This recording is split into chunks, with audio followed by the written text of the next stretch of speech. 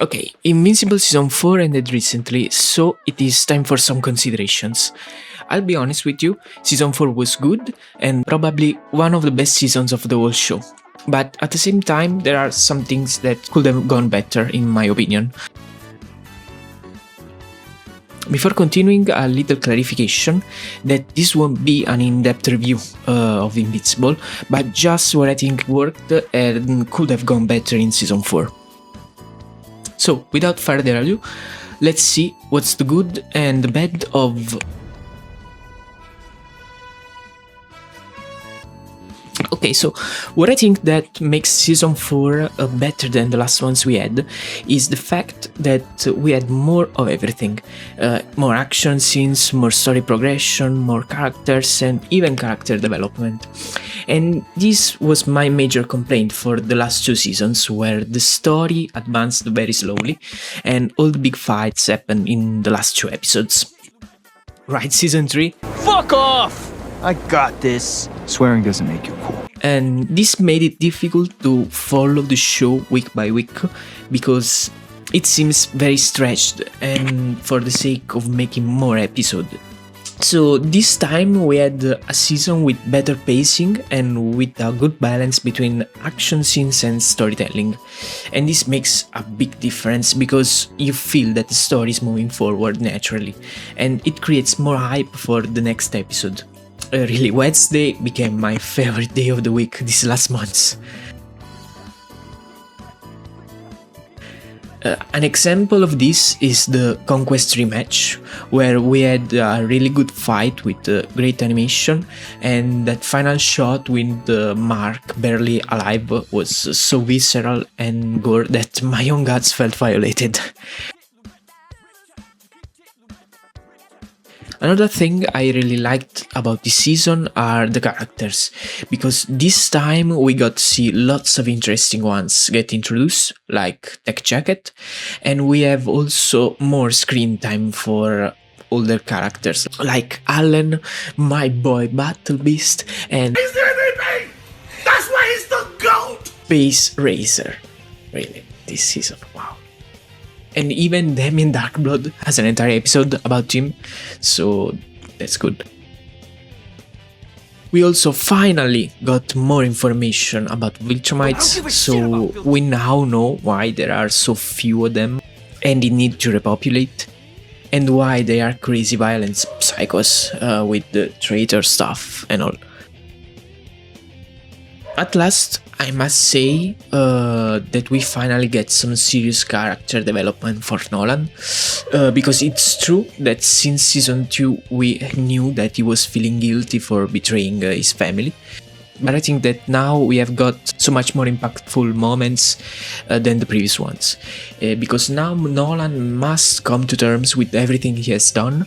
And now he has a reality check of some sort, where everyone reminds him that it's not easy to be forgiven by others.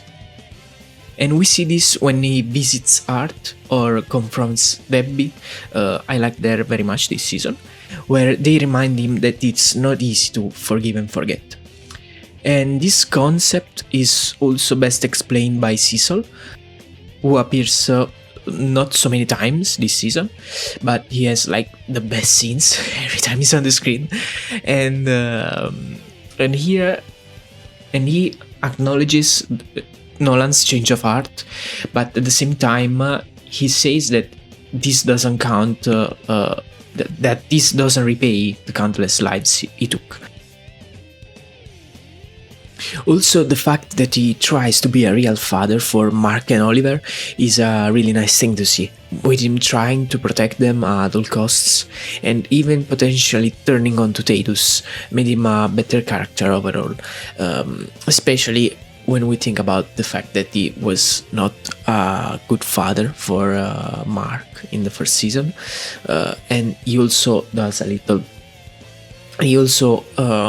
hurts Oliver's feeling at the start of this season, but I think that what really makes Nolan's character so much better now is the fact that he tries his best to become a real man and a better man, not a Viltrumite.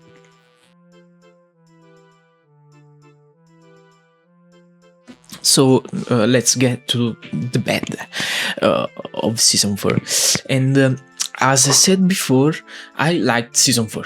So these are most of all my nitpicks and things that could have been handled differently, in my opinion. So first thing, the whole war for the fate of the universe didn't really felt like an immense threat to me, mainly for two reasons. First, we didn't really got to see the scale of the conflict, because aside from a little montage and the attack to the coalition HQ, it felt more like a good guys versus Viltrumites type of thing. So I think that more information on the war itself, like casualties and things like that, could have made Mark's recovery more crucial. Because showing us more about the war could have made a situation like when in Dragon Ball Z on the Namek saga, Goku is recovering from his injuries and the others are trying to survive to Frieza, and we are like having a time limit to Goku's recovery. You know, there is much more suspense about his recovery, and this could have made the show and this part, I mean that episode, better, way better. And this gets me to my second point, because after the second fight with Conquest, all the Graysons are stuck on a planet for almost 2 months, and then also Allen and Zoe at the same time are hiding on a Viltrumite ship for some time. I don't recall how much, but it's enough to make the Alliance worry about them. Okay, so 90% of the Coalition best fighters are out of the game for months, and this should be a real problem. The Alliance should be cornered and on their knees. But all we get is just oh yeah, we lost many planets while you were gone, and that's it. I mean, showing us something like more Battle Beast POVs and things like that could have helped into creating a more dramatic scenario and real world scenario. I will also add that the show is not beating the PNG allegations. I know that is like beating on a dead corpse at this point, but we must talk about it. Because this season we've seen that they are able to make good and impactful animations. I know that they may change your mind about Trek, but there are also very bad scenes where you really notice many errors and drops in quality. And I know that it's not easy to make a show with limited time, outsourcing a few staff members and limited budgets, because Amazon must have generic guy 1 be voiced by Seth Rogen for some reason. So I'm sure they're doing their best. And they also seem passionate about the show, so I respect that and I respect their work. But even little improvements like particle effects and different lightings could make a huge difference in quality. And I've seen some fan animations that improved some scenes of season 4 with these little tweaks. So I think that for season 5 or 6, because 5 maybe just ended the production by now, could have more of these little things that make a difference, because when you see the show, they make a real difference, even if it's little things.